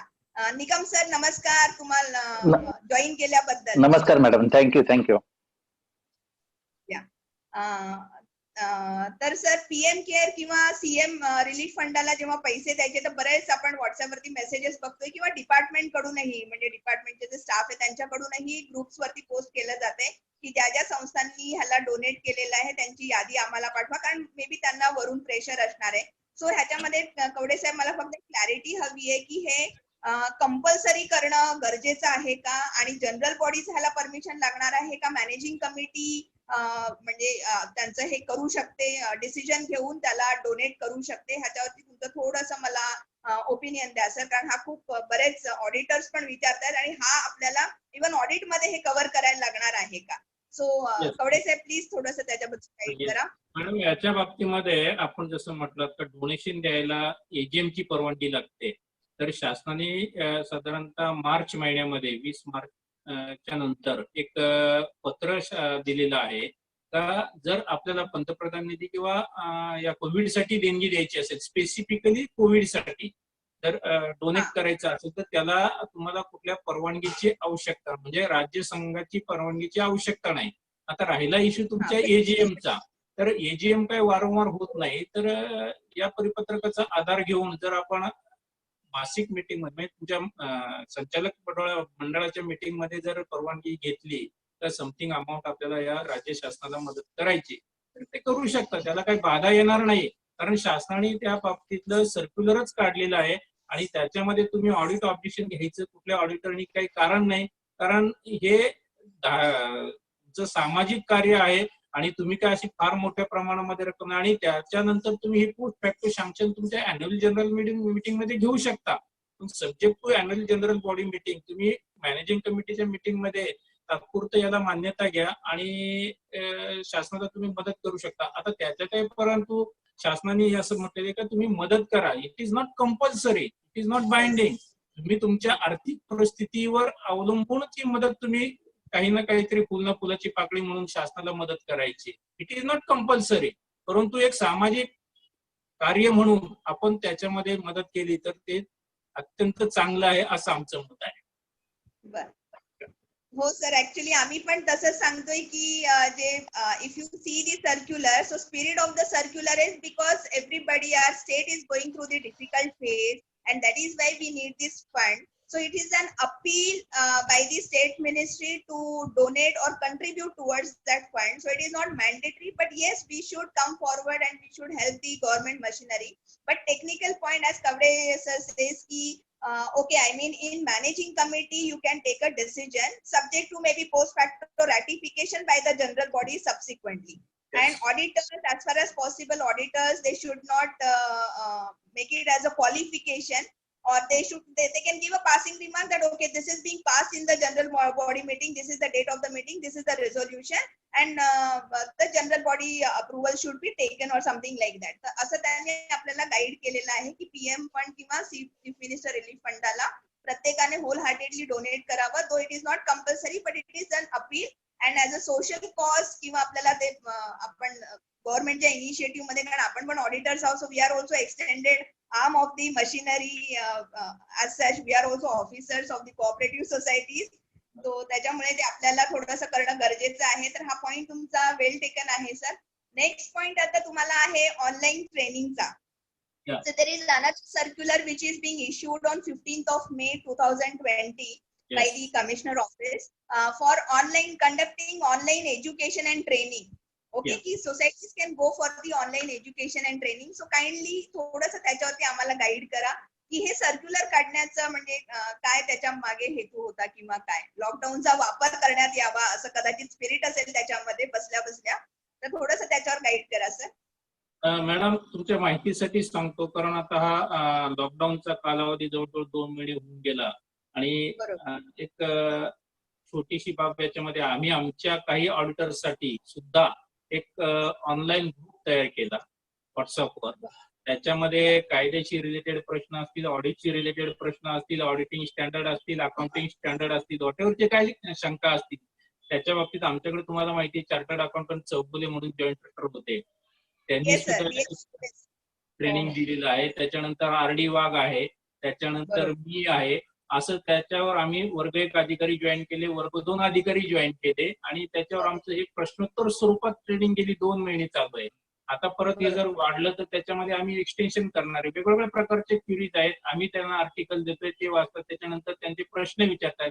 तर हे ऑनलाईन ट्रेनिंग सीएजला, सर्टिफाईड ऑडिटर्सला द्यायला काहीच हरकत नाही असं माझं मत आहे. इव्हन मी तुमच्या माहितीसाठी सांगतो, पुण्याची विखे पाटील इन्स्टिट्यूट आहे, तिथे आम्ही सर्टिफाईड ऑडिटर्ससाठी राज्यातल्या हा ट्रेनिंग कोर्स चालू केला होता साधारणतः 3 दिवसाचा. आणि तिथे जे लेक्चरर्स आहेत त्यांनी मला ही संकल्पना मांडली, मी त्यांच्याकडे मांडली. तर आम्ही साधारणतः जानेवारी फेब्रुवारी पासून हे चालू केलं होतं. 20 मार्च पासून ते बंद झालेले आहे. आता त्यांनी परत 5 जूनला ही सुरुवात केलेली आहे. I am also the guest lecturer for whole day within 3 days. त्याच्यामुळं हे ऑनलाईन आता त्यांनी चालू केलेलं आहे. त्यांचे आता मला 2 तारखा आलेल्या आहेत, 5 जून आणि 10 जून. त्याच्यामुळं हे ऑनलाईन तुम्ही चालू करू शकता, त्याला काहीच प्रॉब्लेम नाही. कारण आता तसं पाहायला गेलं तर ऑडिट आपल्याला फार कमी प्रमाणात करावं लागते. फक्त हे सर्टिफाईडच्या बाबतीमध्ये, तुमच्या बाबतीमध्ये चार्टर्ड अकाउंटंटला अनेक इश्यूज आहेत. टॅक्स ऑडिट आहे, इन्कम टॅक्स आहे, कंपनी ऑडिट आहे, बरेच इश्यू आहेत. त्यामुळं हे ऑनलाईन केलं तर काहीच प्रॉब्लेम नाही. त्याच्यामध्ये तुम्हाला जे जे एक्सपर्ट लेक्चरर बोलवायचे तुम्ही बोलू शकता या पद्धतीनं. त्यामुळं ऑनलाईन लेक्चर्स ट्रेनिंग घ्यावीत असं मी त्याच्याशी सहमत आहे. बर. आणि हाऊसिंग सोसायटीज ना ऑनलाईन ट्रेनिंग आता कंपल्सरी ऑनलाईन घेतलंच पाहिजे असं आहे का it is again optional as per that circular? It is optional. Online training तुम्ही घेतलंच पाहिजे असं काही नाही. इट इज ऑप्शनल आहे, ऑप्शनल आहे हाऊसिंग सोसायटीसाठी. कारण हाऊसिंग सोसायटीचे सगळेच मेंबर इच्छुक असतात असं नाही. त्यामुळं इट इज ऑप्शनल. जर मोठी सोसायटी असेल तर तिथे तुम्ही ऑनलाईन ट्रेनिंग घ्या, काही प्रॉब्लेम नाही. शेवटी ही सहकाराची माहिती, सहकाराशी रिलेटेड अदर ऍक्ट जे आहेत त्याची माहिती सर्वसामान्य सभासद, डायरेक्टर्स, त्यांचे सेवक यांच्यापर्यंत ही गेलीच पाहिजे. आणि ते देणारे तुम्ही लोक आहात, कारण तुम्ही एक्सपर्ट लोक आहात. त्याच्यामुळे हे ऑनलाईन ट्रेनिंग तुम्ही वारंवार जर आयोजित केलं तर हे सहकार्याच्या दृष्टीनं फायद्याचंच आहे. बरोबर. आपल्याकडे सर दिनेश गांधी सर पण प्रेझेंट आहेत मीटिंगला. 1 मिनिट.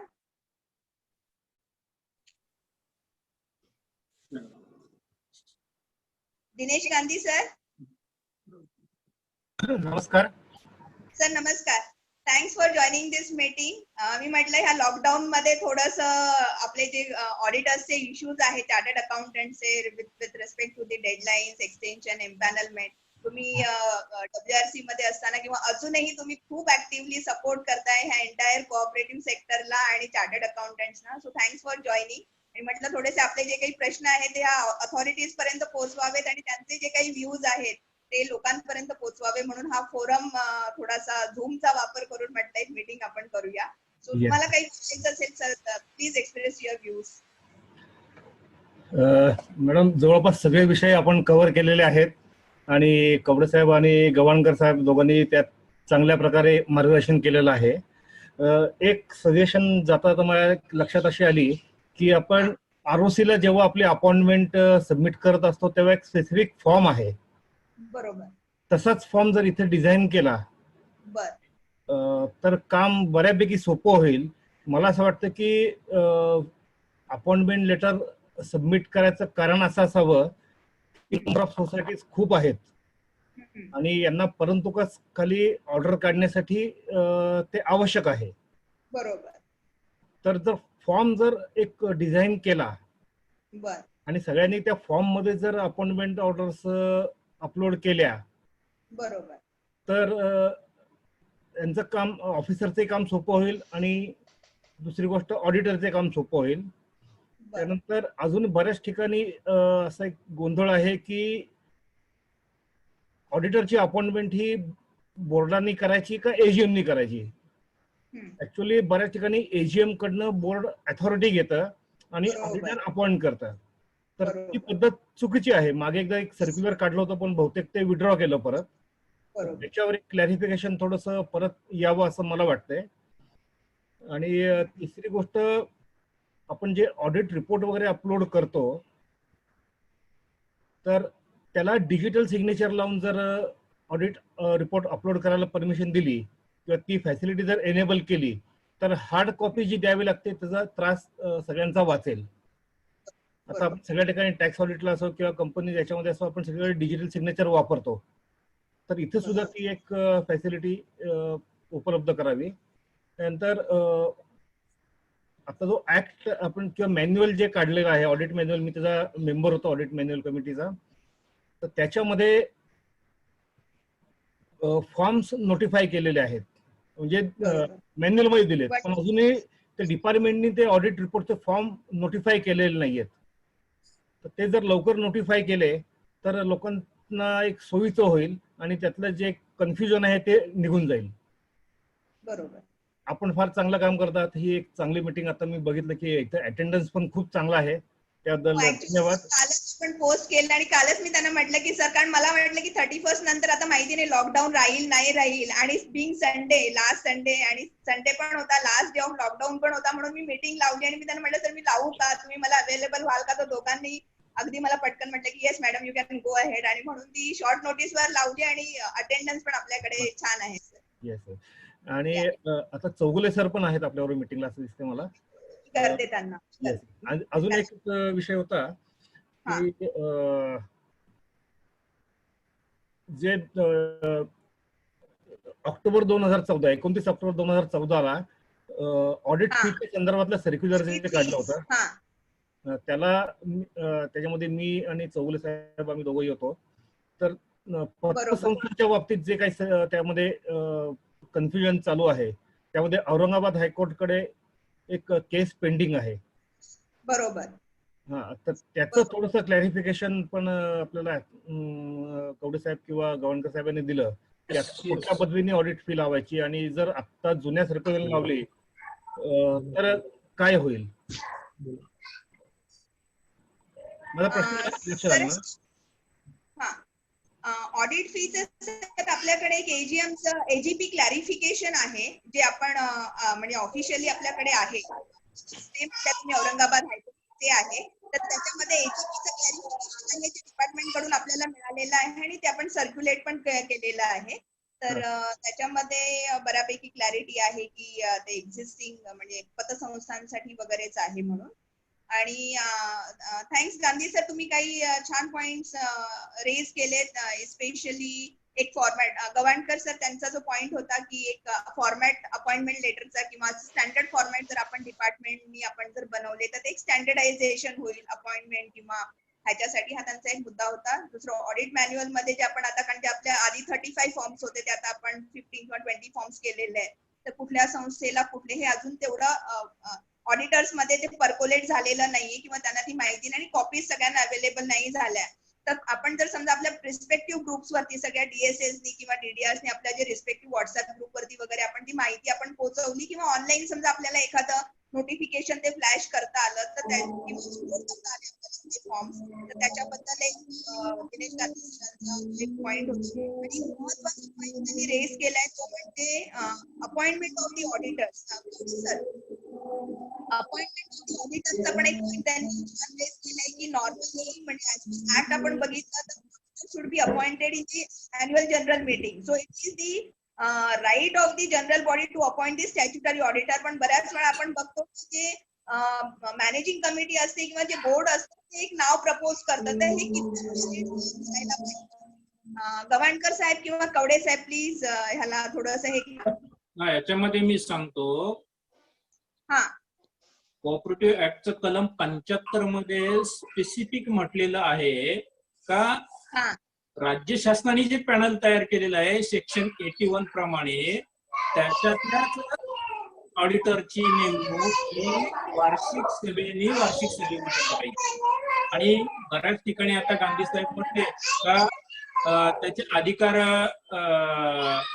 संचालक मंडळाला दिले जातात. तर कायद्यामध्ये कुठेही असं म्हटलेलं नाही का त्याचे अधिकार संचालक मंडळाला द्यावेत. परंतु आमच्याकडे बरे काही आता मी राज्य स्तरावर बघतो का राज्यस्तरीय संस्थांचे सुद्धा काही ठराव असे आहेत का ते संचालक मंडळाला अधिकार दिल्यामुळं का संचालक मंडळाने त्याचा ठराव केलेला आहे ऑडिटरचा. तर हे पूर्णतः चुकीचं आहे. गांधी साहेब, मी तुमच्या मताशी सहमत आहे. याच्यामध्ये शासनाने किंवा सहकार आयुक्त कार्यालयाने वेगळं काही काढायची गरज नाहीये काय. तर हे इतकं क्लिअर कट आरशासारखं स्वच्छ आहे का वार्षिक सभेमध्ये ऑडिटरची नेमणूक झालीच पाहिजे. संचालक मंडळाला वार्षिक सभेने अधिकार देता कामा नये. आणि असं जर झालं तर त्याला आम्ही योग्य पद्धतीनं आमच्या कार्यालयामध्ये घेऊ. आणि अशा काही तक्रारी सुद्धा मॅडम आलेल्या आहेत का वार्षिक सभेने संचालक मंडळाला अधिकार देऊन लेखापरीक्षकाची नेमणूक केलेली आहे. तर ते इनव्हॅलिड आहे असं माझं मत आहे. आतापर्यंत याच्यावर कधी विचार झाला नव्हता, परंतु या बाबतीमध्ये थोडासा विचार करावा लागेल का अधिकार नसताना जर आपली अपॉइंटमेंट झालेली आहे तर त्या ऑडिटरनी सुद्धा काळजी केली पाहिजे का आपलं ऑडिट हे व्हॅलिड होईल किंवा नाही.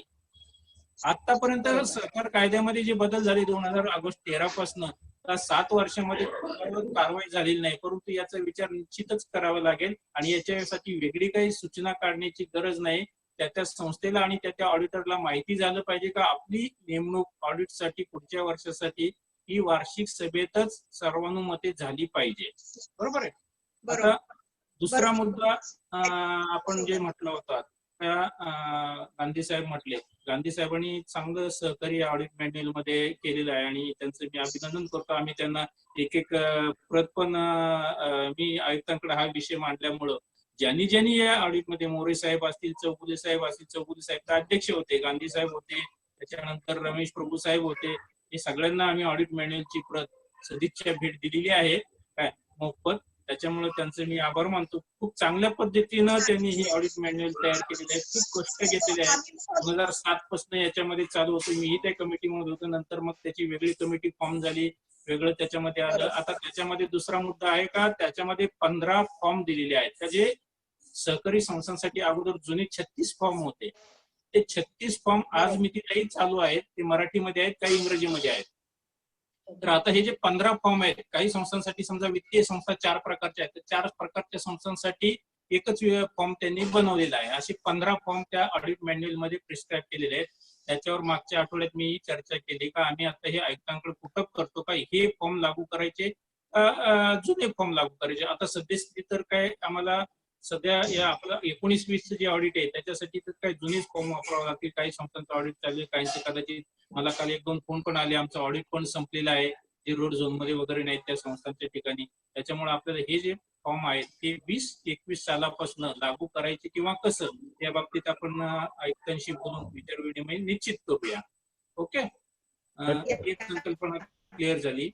पॉइंट छान सांगितलं तुम्ही, कारण हा पण this was important thing because we are getting queries की जे नवीन ऑडिट मॅन्युअल मध्ये जे फॉर्म्स चेंज झाले, सो वेदर ऑडिट आता जे रिपोर्ट देणार ते त्या नवीन फॉर्म मध्ये असलं पाहिजे की जुन्या. तर तुम्ही ऍज यू सजेस्टेड की यू आर थिंकिंग की those form should be made applicable from 2021. So I think that would be the best decision, sir. Accordingly, हे करा. So for this current year 1920, existing forms can be used. बरोबर? Yes.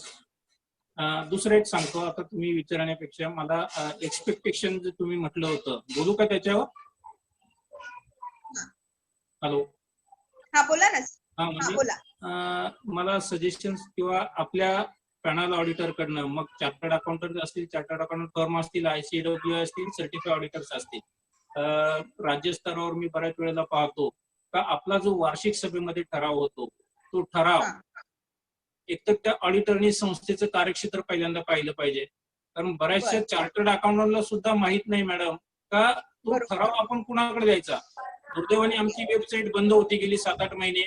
त्याच्यावर काहींचे upload झाले, काहींचे झाले नाही. मात्र भगवंतरांनी मागाशी सांगितलं आणि तुम्ही जो मुद्दा रेज केला का त्या निबंधकाकडे द्यावे. आता हाऊसिंग सोसायटीचा निबंधक हा काही कमिशनर नसतो. एखाद्या राज्यस्तरीय बँक असेल तर त्याचा निबंधक काय तुमचा AR नसतो किंवा DDR नसतो किंवा डेप्युटी रजिस्ट्रार नसतो.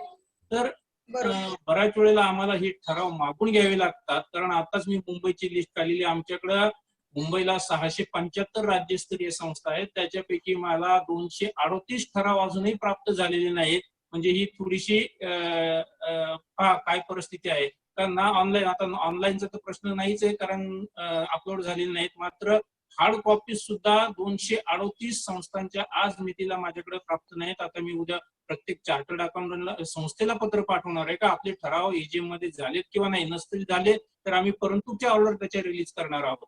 तर त्या आपणही ते अपील करा आपल्या बांधवांना का ज्यांचे ठराव झालेले असतील, कमीत कमी राज्यस्तरीय, मी एक्सपेक्टेशन राज्यस्तरीयचं करतो, डिस्ट्रिक्ट DDRनी DDRच्या लेवलच्या कराव्या, विभागीय संबंधितांनी विभागीय स्तरावरच्या संस्थांच्या कराव्यात का ते हार्ड कॉपीज त्या ऑफिसमध्ये पोहोचल्याच पाहिजेत.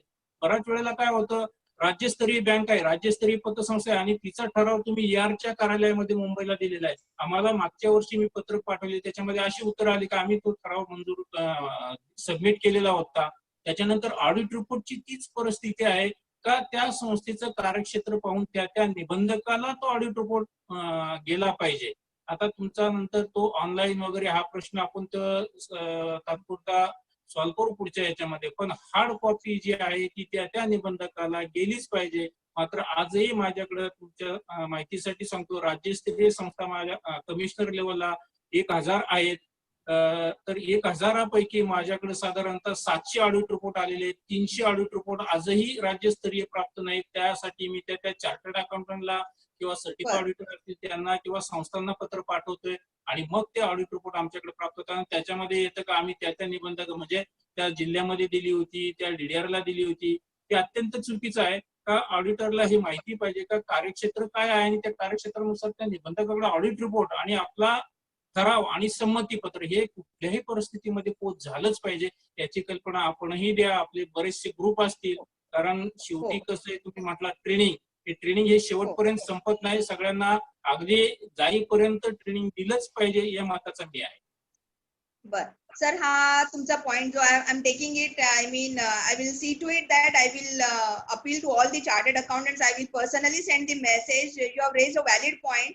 The point which TN Kavde Sahab was trying to raise is please chartered accountants and the certified auditors, please kindly note, those who are doing the audit or those who are appointed as the statutory auditors for the state level societies, right? So normally you must have submitted your resolution or your consent to the deputy registrar or assistant registrar, but if you have to see when you are accepting the assignment, you need to see what kind of society it is, what is the jurisdiction of that society. So if the jurisdiction of the society is state level, then the resolution and the consent needs to be submitted to the commissioner office also. I mean, it is the commissioner office who is the registrar, so you need to submit it there.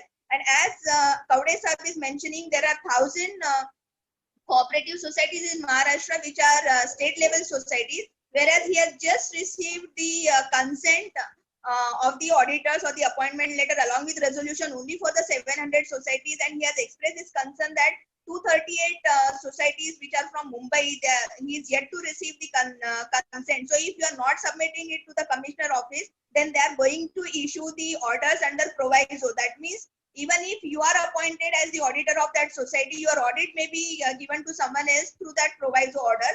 So through this meeting also, I appeal to all the chartered accountants to ensure that you will submit the resolution and the consent copy to the commissioner office as early as possible. So आपल्याकडे sir एक रामदास शिर्के आहेत, certified auditor असोसिएशनचे मला वाटतं, तर मी त्यांना थोडं live घेते आणि मग संपवूया. मॅडम एक पॉइंट होता, जरा बोलू का मी? हा बोला ना सर. हा सर बोला. ऑडिट रिपोर्ट जे आहेत ते डीडीआर ऑफिसला पण द्यावे लागतात आणि डीएससी ऑफिसला पण द्यावे लागतात कंपल्सरी. दोन ठिकाणी द्यायची म्हणजे गरज आहे. आपण गवाणकर साहेबांना तो एक शेवटचा प्रश्न विचारतोय सर. गांधी साहेब, मराठीत रामदास शिर्के. हा नमस्कार मॅडम, मी आहे. नमस्कार मॅडम. हो सर, हो मी नमस्कार, मी बघितलं तुम्हाला सर. तुमचं काही ह्याच्यामध्ये किंवा तुमचे पण म्हणजे ऑडिटर्स आणि यांना काही तुम्हाला बोलायचं असेल तर प्लीज थोडंसं एक दोन शब्द बोला, किंवा काय तुम्हाला एक्सप्लेन करायचं असेल. नाही, आपण जर हा प्रोग्राम ऑर्गनाईज केला त्याबद्दल पहिलं आपलं अभिनंदन आणि आभार. आणि विशेषतः माननीय कवडे साहेब आणि देवाणकर साहेब जे प्रॉपर आपल्याला मार्गदर्शन करू शकतात असे ह्या ठिकाणी आलेले आहेत आणि त्यांनी अतिशय उत्तम मार्गदर्शन केलं. मी माझ्या लेवलला ह्या मागच्या 15 आठवड्यामध्ये आमच्या सर्टिफाईड ऑडिटरच्या जवळजवळ 8 सभा घेतलेल्या आहेत अशा कॉन्फरन्सद्वारे. त्यानंतर आता हे जे ट्रेनिंग ऑर्गनाईज झालेलं आहे ते ट्रेनिंग मध्ये गव्हाणकर साहेब आणि कवडे साहेबांवर मी पण आहे. आणि आपण जो प्रोग्राम घेतला त्यामध्ये अजून आपल्याकडून काय अपेक्षा आहे मी करणार आहे की आम्हाला टॅक्स बद्दल आमच्या सर्टिफाईड ऑडिटला बरंचसं माहित नाही ते असावं. आणि आपण मला विसरलात की मी सुद्धा ऑडिट मॅन्युअलचा एक सभासद आहे, त्याचा प्रचार करण्याचा प्रयत्न करतो आणि डीएससी ऑफिसकडून जवळजवळ 50 कॉपीज मी माझ्या ट्रेनिंगच्या पिरियड मध्ये दिलेले आहेत. धन्यवाद साहेब, धन्यवाद धन्यवाद धन्यवाद मॅडम. थँक्यू शिर्के साहेब. येस, कॉन्ट्रीब्युशन हाऊसिंग साठी त्या मॅन्युअलला केलं होतं शेवटी मीटिंग्स मध्ये. पण आता एक प्रश्न जो दिनेश गांधी सर आमचे रेज करतात आणि तो व्हॅलिड प्रश्न आहे की ऑडिट रिपोर्ट कुठे कुठे सबमिट करायचा, कारण हा सुद्धा एक इश्यू आहे आणि अनफॉर्च्युनेटली ते ऑडिटर्सना माहिती नाहीये. तर त्याच्यासाठी एक सर्क्युलर 22 ऑगस्ट 2015चं सर्क्युलर आहे आणि मी जसं गुगल अपडेट्स पाठवते तर ते सीएस ना ते मिळालेलं असेल तेव्हा पण पाहिजे तर मी आता परत 17 डिसेंबर 2016 त्याच्यामध्ये परंतुकाखाली आदेश आणि त्याच्याबद्दलची माहिती आणि ते सर्क्युलर आणि 22 ऑगस्ट 2015 की ऑडिट नंतरचे तुमचे कंप्लायन्सेस की तुम्ही रिपोर्ट कुठे सबमिट करायचा, रेक्टिफिकेशन कसं द्यायचं, हे सुद्धा चंद्रकांत दळवी सरांच्या काळामध्ये आपण सर्क्युलर एक त्यांनी इश्यू केलं होतं रिप्रेझेंटेशनच्या नंतर. तर आता माझा प्रश्न गवाणकर सरांना आहे. गवाणकर सर, ऑडिट रिपोर्ट कुठे सबमिट व्हायला पाहिजेत आणि तुम्हाला काही चॅलेंजेस होतात की बाबा ऑडिटर्स आहेत, सीएस आहेत, जीडीसीएस आहेत, हे इथे आम्हाला ऑडिट रिपोर्ट सबमिट होत नाही, हे त्यांना माहिती नाही, तर तुमचे जे इश्यूज आहेत ते तुम्ही आता थोडंसं ऑडिटर्स पर्यंत पोहोचवा सर. म्हणजे आपल्याला विन विन सिच्युएशन होईल, लोकांना पण कळेल, ऑडिटर्सना पण कळेल आणि मग ह्या ऑडिटला ऍटलीस्ट ह्या वर्षापासून ते इश्यूज तुम्हाला फेस होणार नाही. गवाणकर सर, आपण सुरुवातीपासून जाऊया मॅडम ह्या प्रॉब्लेमवर. बरेच जण आता म्हटले होते आपल्याला की सर ह्याच्यामध्ये अडचण अशी आहे की फिजिकल दिलं तर चालेल का, आणि आता गांधी सरांनी प्रश्न विचारला की ते ऑडिट रिपोर्ट कुठे कुठे द्यायचे. हा प्रश्न मुळात इथूनच सुरुवात होतो. ज्यावेळेस फिजिकल ऑर्डर निघते त्यावेळेस संबंधित लेखापरीक्षक हा ऑडिट रिपोर्ट ऑनलाईन अपलोड करू शकत नाही. म्हणजे त्याचं कामाचं चक्र वाढायला सुरुवात होतं. त्याला देताना डीएससी ऑफिसला द्यावं लागतं, पुन्हा निबंधक कार्यालयाला द्यावं लागतं, संस्था राज्यस्तरीय असेल तर आयुक्त कार्यालयाला द्यावं लागतं, त्या उपरही राज्य लेखा समितीला द्यावं लागतं. म्हणजे मेमोच्या अशा बऱ्याचशा कॉपी आहेत ज्या सगळीकडे द्याव्या लागतात. पण या सगळ्यातून मार्ग निघावा यासाठी आपण प्राथमिक स्तरावर नगर जिल्ह्यामध्ये पहिले काय केलं की एकदा ऑनलाईन अपलोड केलं की नंतर जर हे जर यशस्वी होत झालं तर सगळीकडे लेखापरीक्षण अहवाल द्यायची गरज नाही. पण आता ही सुरुवात आहे, ही सुरुवात आहे. यावेळेस जर ह्या 1-2 वर्षात जर हे जर सक्सेसफुल झालं आपलं मॉडेल तर पुन्हा लेखापरीक्षकांना इतर सगळीकडे द्यायची गरज नाही. त्याचा एकदा आम्ही डेटा त्याला बॅकअप करून घेणार ते लेखापरीक्षण अहवाल. आणि आताच त्यांनी दुसरं एक महत्वाचं मांडलं की डिजिटल सिग्नेचर. हम्म. आपल्याकडे सीए व्यतिरिक्त सर्टिफाईड ऑडिटरांची संख्या मोठी आहे आणि बरोबर. डिजिटल सिग्नेचर सगळेजणच वापरू शकतात का हे आता अजून आपल्याला सांगता येणार नाहीये. बरोबर. तर कालांतरानं आपण डिजिटल सिग्नेचरवर येणार आहे. बर. आता जर आपण एखाद्या बँकेचं जर ई पासबुक जर बघितली किंवा ई चेकबुक बघितलं, ई चेकबुक वर काय स्वाक्षरी करावी लागत नाही आपल्याला. आपल्या लॉग इन आयडी पासवर्ड मधून गेल्याबरोबर पैसे विड्रॉल होतात. त्याच पद्धतीने आपण तीच कन्सेप्ट घेतली. लेखापरीक्षण अहवाल तुम्ही तुमच्या लॉग इन मधून अपलोड केला, दॅट इज व्हॅलिड वन. तो व्हॅलिड आहे तुमच्या लॉग इन मधून केलेला. पण यानंतरही आपण असं करू की डिजिटल सिग्नेचर ज्यांना करायचे आता सुद्धा डिजिटल सिग्नेचर करून गांधी सर ऑडिटर्स आपला मेमो अपलोड करू शकतात. डिजिटल सिग्नेचर केल्यावरही आपला मेमो अपलोड करता येतो. पण आपण त्याला आता कंपल्सरी केलेलं नाही. भविष्यामध्ये जर आपल्याला त्याची गरज पडली तर आपण त्याचं कंपल्शन करू. डिजिटल सिग्नेचरची गरज आहे म्हणून. माझा त्याचा प्रश्न असा होता की एकदा डिजिटल सिग्नेचरने अपलोड केला की तो बरोबर. DDR, DSA किंवा अजून कमिशनर ऑफिसला द्यायची गरज पडायला नको, असं माझं म्हणत होतं. आता आपलं हे प्राथमिक स्वरूपात आहे. आताच वेबसाईटला बऱ्याच अडचणी येत आहेत आपल्याला. ज्या वेळेस मी तर म्हणतो आपल्याला तर सभासदांनाही द्यायची गरज नाही, संस्थेलाही द्यायची गरज नाही. ते ऑनलाईन सगळ्यालाच दिसतं. एकदा आपण मेमो अपलोड केला आणि DSA कार्यानं अप्रूव्ह केला मेमो की अख्ख्या महाराष्ट्राला तो लेखापरीक्षण अहवाल दिसतो. म्हणजे कोणालाही द्यायची गरज नाही आणि ओपन टू ऑल आहे लेखापरीक्षण अहवाल. हे जनरल डॉक्युमेंट आहे, जनरल पब्लिकचं डॉक्युमेंट आहे. बरोबर. बरोबर. त्याच्यामुळे it's a good point raise by Dinesh Gandhi sir.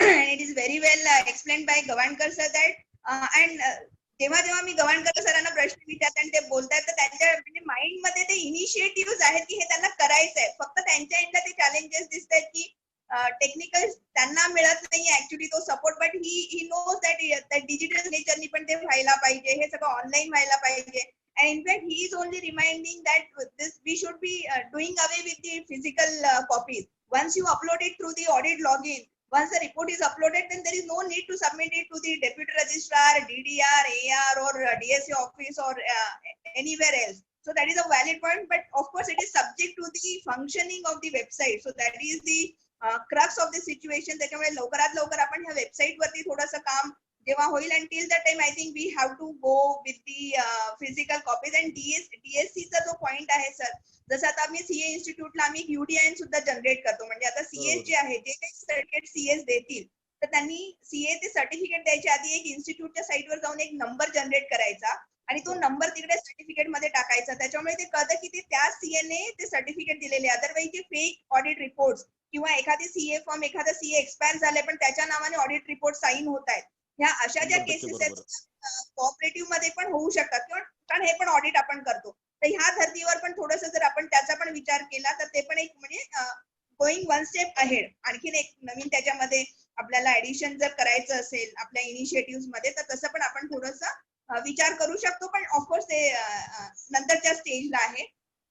आता जाता जाता मला एक फक्त प्रश्न कवडे सरांना विचारायचा आहे शेवटचा. कवडे सर, आता हे COVID-19 ह्या सिच्युएशन मध्ये, लॉकडाऊन मध्ये आणि हे जे काही सर्क्युलर्स वगैरे आता वेगळी आपण केली, तर असं काही रिपोर्टिंग मध्ये आता ऑडिटर्सनी कुठले पॉइंट्स ऑडिट रिपोर्ट मध्ये जे नॉर्मल ऑडिट तर ते करणारच आहे त्यांच्या जे प्रमाणे किंवा आपल्या ऑडिट मॅन्युअल प्रमाणे आहे, पण COVID-19 ला लक्षात घेऊन जे सर्क्युलर्स वगैरे शासनाने किंवा हे म्हणजे इश्यू केलेले आहे, तर कुठल्या गोष्टींचं ऑडिट रिपोर्ट मध्ये should be including of those particular points in the audit report as an auditor we should be commenting. त्या डिपार्टमेंटला काय एक्सपेक्टेशन आहे सर? ही सिच्युएशन मॅडम दरवर्षी काही येईलच असं नाहीये कोविडची. त्याच्यामुळे आपल्याला for the audit point of view जे ऑडिट करायचे आणि त्यामध्ये जे फाइंडिंग्स निघतील त्या फाइंडिंग्स आपल्या compulsory you have to write in your audit report. Not escape anything and not escape any serious thing. त्याच्यामुळं असं काही मानायचं कारण आहे कोविडमुळे आपण हे मुद्दे ऑडिट रिपोर्ट मध्ये इन्क्लूड करू नये किंवा इन्क्लूड करावेत हा न्यूनगंड आपल्या मनातनं खरं आपण सगळ्यांनी काढला पाहिजे. कोविडमुळं डिले होतोय हे सगळ्यांना मान्य आहे. त्याच्यामुळं संस्थेमध्ये थोडं उशिरा जायला मिळेल, परंतु ही सिच्युएशन काय अगदी कायमस्वरूपी राहील असं नाही. एक महिनाभरामध्ये साधारणतः आपण अपेक्षा करू ही सिच्युएशन निवडेल. त्याच्यानंतर आपल्याला संस्थेमध्ये गेल्यानंतर परिपूर्ण ऑडिट करता येईल अशी अपेक्षा मला आहे. त्याच्यामुळं कुठलाही मुद्दा एखाद्या संस्थेच्या किंवा बँकेच्या दृष्टीनं तुमचा ऑडिट रिपोर्ट मध्ये घेऊ नये असं मी म्हणणार नाही. कुठलंही ऑब्जेक्शन, प्रत्येक ऑब्जेक्शन जे असेल तुमचं तुम्ही त्या ऑडिट रिपोर्ट मध्ये घेतलंच पाहिजे. बीडच्या निमित्तानं कुठले मुद्दे घ्यावेत किंवा कुठले मुद्दे घेऊ नये या मताचा मी नाही, कारण असं आपल्याला करता येणार नाही. आता फक्त मुद्दा हा आहे का संस्थेत जाता येत नाही सध्या, तर ही सिच्युएशन काही दिवसामध्ये कदाचित बंद होईल. आपल्याला संस्थेमध्ये जाता येईल, परिपूर्ण ऑडिट करता येईल. त्यामुळं आपण असं काही मानायचं नाही कोविडमुळे कुठले मुद्दे घ्यावेत आणि कुठले मुद्दे ऑडिट रिपोर्ट मध्ये घेऊ नये. आपल्याला याच्यामध्ये वेगळं काही एक्सपेक्टेशन आहे, मी अजून थोडंसं याच्यावर बोलणार आहे मॅडम. नाही, ह्याच्यामध्ये फक्त जी सर्क्युलर्स वगैरे डिपार्टमेंटनी इश्यू केली आहेत त्याचा काही संदर्भ आपल्याला ऑडिट रिपोर्ट मध्ये देणं गरजेचं आहे का, किंवा त्याच्याशी रिलेटेड काही करायचं आहे का? आता सर्क्युलर्स ही ऑडिटच्या बाबतीमध्ये नाही आहेत, बाकीच्या बाबतीमध्ये आहेत, मीटिंग्स असतील किंवा तुमचे डोनेशन्स असतील वगैरे वगैरे. मात्र ऑडिट मध्ये एक्सक्यूज असं कुठलंही करू नये अशा मताचा मी आहे. त्याच्यामुळं वेगळं काही मी सांगणार नाही याच्यामध्ये, बरोबर. या सर्क्युलरमुळे आपण ऑडिट रिपोर्ट अशा पद्धतीने दिला तरी चालेल, तशा पद्धतीने दिला तरी चालेल. ज्या पद्धतीने आपण इथून पाठीमागे ऑडिट रिपोर्ट देत होतो त्याच पद्धतीने आपण ऑडिट रिपोर्ट देणं आम्हाला तरी अपेक्षित आहे, बरोबर. थोडस अजून मी बोलू का?